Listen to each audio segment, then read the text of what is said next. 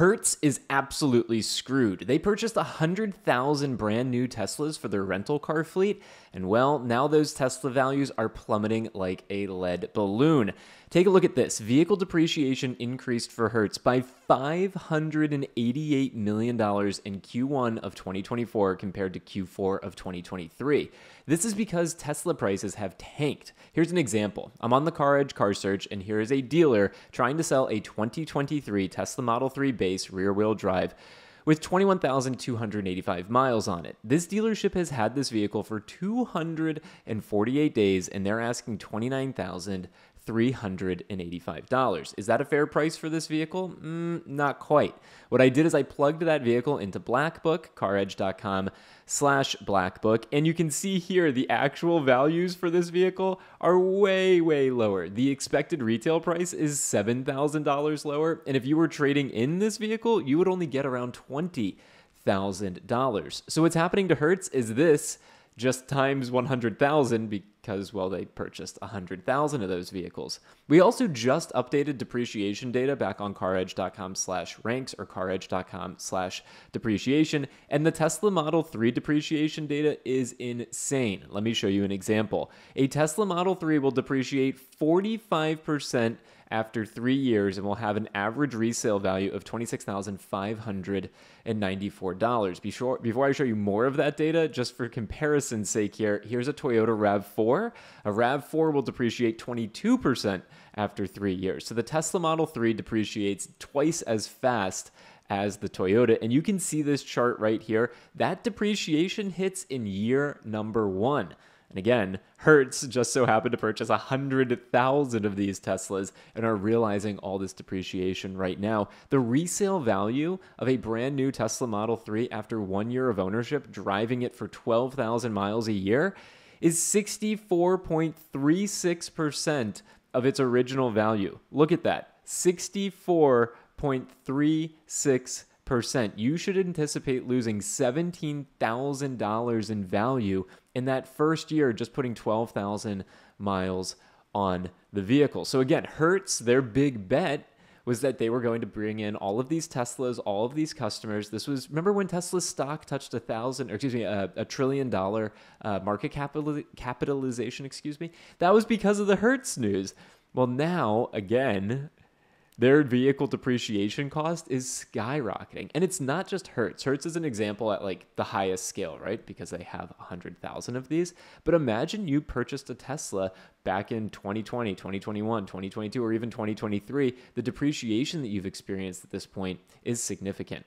Let's take another look at a different Tesla. Why don't we do the Model Y? We'll look at this. Model Y depreciation, holy cow, 57% after 5 years. And if I come down here, yeah, look at this curve. This is absolutely ridiculous. You lose 20% of the vehicle's value in year 1, and you lose another 22% of the vehicle's value in year 2. What about we're going to go through all of them now. Let's go to the Model S, 57% depreciation. The Model X, I'm scared for the Model X, 57% depreciation. So that's what you have to expect with a Tesla. Let's then humor me here, folks. Let's go to the Toyotas really quick. We'll do a Corolla.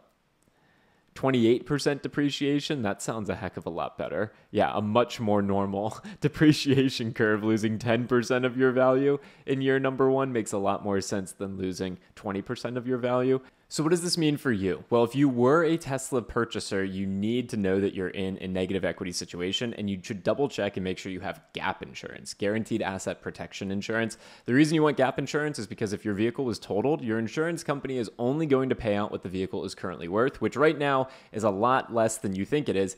And the amount that you still owe on your loan is the deficiency balance. You're still going to have to pay that off. So GAP insurance covers you between the amount that your vehicle is actually worth and how much you owe on your financing. So if you are a current Tesla owner, or quite frankly, we're seeing negative equity and depreciation like crazy for most vehicles, you just need to double check and make sure you have GAP insurance if you're in a negative equity position. To figure out if you're in a negative equity position, you can use the Black Book trade-in value. You can use CarEdge.com/sell. You need to just figure out what your car is currently worth and then compare it to your current auto loan balance. If your vehicle's worth less than your auto loan, you should consider getting gap insurance. The other thing that I think is important to recognize here is if you are in the market to buy a used car, they're depreciating really fast right now, especially electric vehicles. Used EVs are plummeting at the wholesale auctions, and the values, even though I demonstrated and showed that dealer who still has a ridiculously high price, they are super negotiable, and a lot of dealers are kind of doing like a fire sale on their Teslas and especially electric vehicles in general. So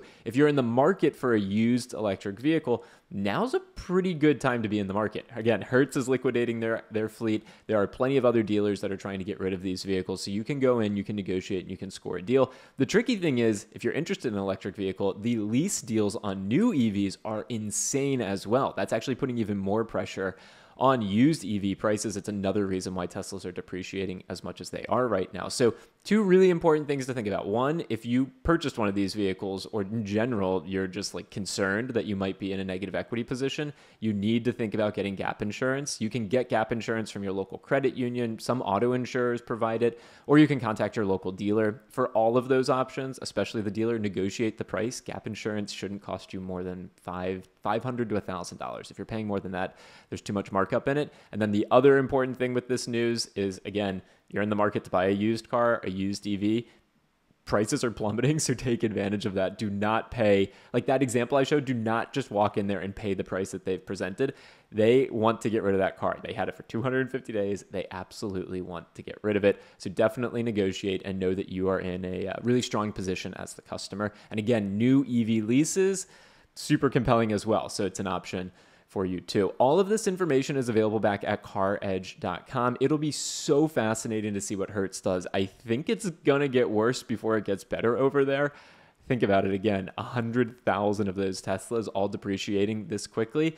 Not a good look for them, not a recipe for success. And obviously back on the channel here, we'll keep track of it.